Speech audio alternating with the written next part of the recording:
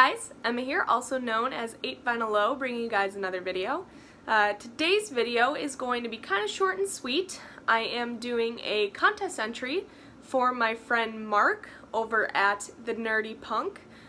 He has just reached 100 subscribers. I think he's at like 130 or 40 now, or even more. But he started this contest about a month ago when he reached 100 subscribers, so a quick congratulations to you, Mark, on reaching your VC milestone there. For his 100 subs contest, he basically asked to, I have my notes here as always, he basically asked to share 5 gateway albums, and these gateway albums could be showing an artist that kind of opened you up to a new genre of music, as well as you could also show an album that opened you up to, you know, an artist's catalog. So again, for those of you who are really not familiar with Mark and his channel, I'm going to link it down in the description below. I definitely recommend you checking it out. A great VC channel, also does other things with Blu-rays and horror movies and stuff like that, so if that's your thing, definitely recommend giving him a sub. But so getting into this contest, I'm just going to kind of get into it right away. I kind of have a variety of different albums or artists to show that could hit any of those 2 points as a gateway album. So I'm just going to get right into it. Also, in support of Mark and his channel, he's a big Green Day fan, and I am wearing my Green Day t-shirt there, so I thought that would fit in nicely.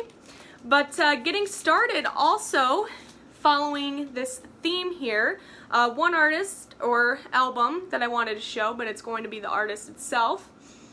First one is Green Day Live at Woodstock from 1994. Of course, that infamous show with that that mud fight, if you are familiar with either Green Day or that Woodstock concert. Chose this, not necessarily this album, but I remember seeing video footage of that concert when I was just starting to really get into Green Day. And kind of pop punk and punk rock in general. Definitely during kind of middle school and early high school. But Green Day as an artist is definitely a gateway band for me because they kind of opened that genre, like I said, of pop punk, punk rock. Just something new that I hadn't really explored before that. Mostly, you know, especially in middle school, I was listening to classic rock because of kind of how I grew up, but I was also kind of focused on like pop music of the time. But Green Day kind of, you know, was that segue into punk rock that I still really enjoy to this day. So definitely Green Day, one of the artists and bands that kind of led me in that new exploration of that genre. So Green Day as number 1. Number 2 here is Billy Joel's The Stranger. This album is a gateway album to me because this album is the album that really hooked me into Billy Joel's music. For those of you who are familiar with my channel know I'm a huge Cheap Trick fan, etc. We'll get into that in a little bit. But I was also, and still am, a major fan of Billy Joel's. And there was a point in time, especially through high school, where I was like really into his stuff. And because of that, I've grown to really know his catalog and songs and albums and stuff that he's put out. But I'm a big Billy Joel fan in general, long story short. But this album was one of the first full-length albums, so not just, you know, picking his greatest hit songs and stuff. The Stranger's the first full-length album that I listened to from him, and it just completely, like, I was sold. The Stranger title track itself, so the song The Stranger, definitely completely hooked me in. And still to this day, The Stranger is probably one of, if not my favorite Billy Joel albums, and the song The Stranger is probably in my top 5 favorite Billy Joel songs of all time. So this one also has Just the Way You Are, which is a good song, but not my favorite. Scenes from an Italian Restaurant, Only the Good Die Young, She's Always a Woman, and so it's packed with hit after hit after hit, and yeah, just completely kind of pulled me in, and ever since I kind of listened to this straight through, I've been a big Billy Joel fan. So, Billy Joel's A Stranger, this is number 2. Number 3, because I cannot go a video, of course not, without showing this band. Number 3 for me as a gateway album is Cheap Trick's At Budokan. I feel like this album is like a rite of passage into the Cheap Trick world for most people. This album, this live album, completely launched their career when it came out.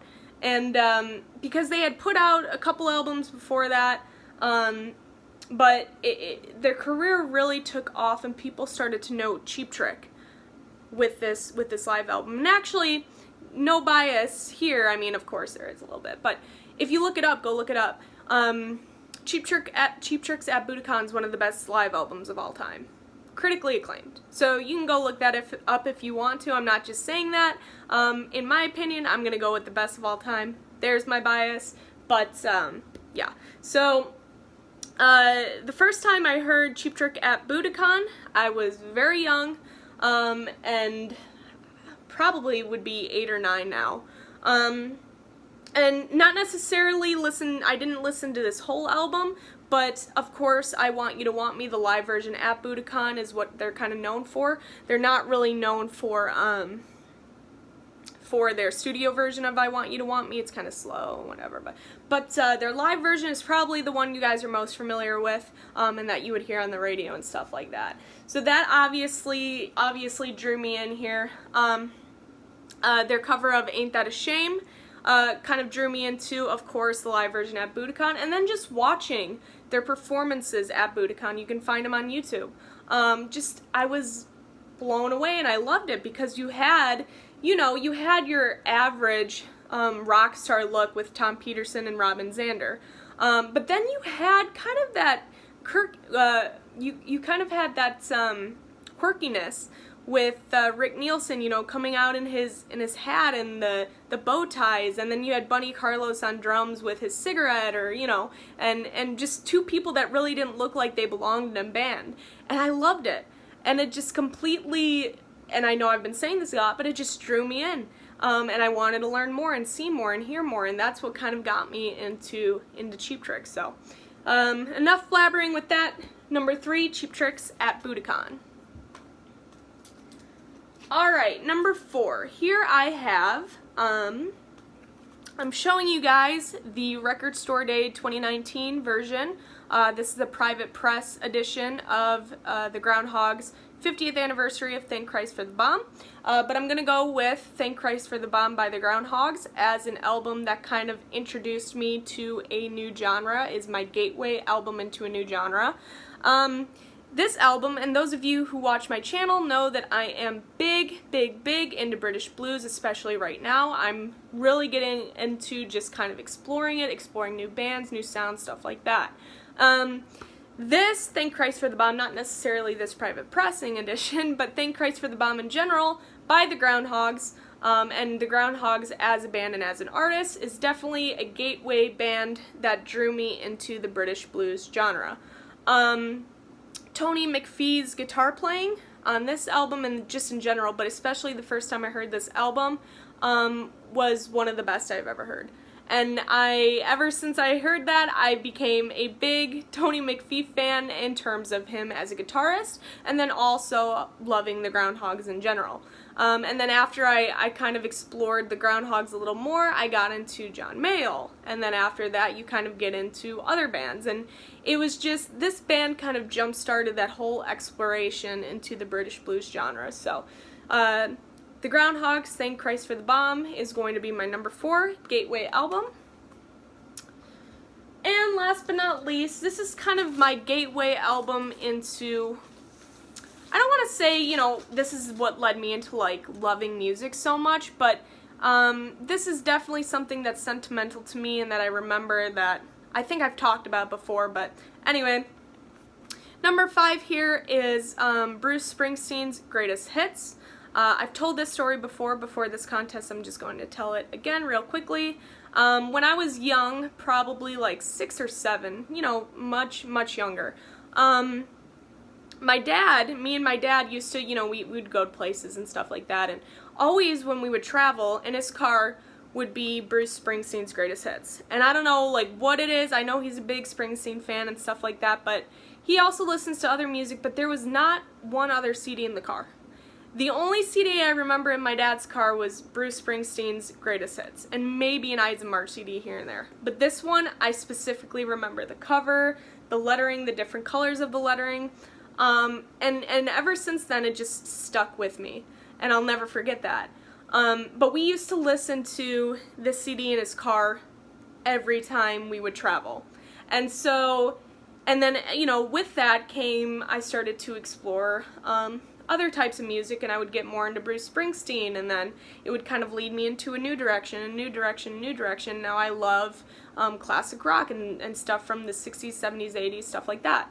But yeah, Bruce Springsteen's Greatest Hits, this is something for me that kind of just started it for me. Another band I can kind of attribute that to is the Ides of March.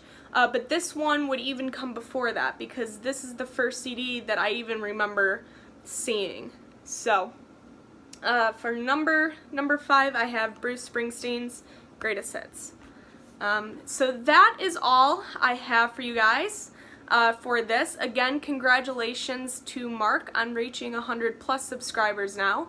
And I will see you all for my next video. Bye, guys.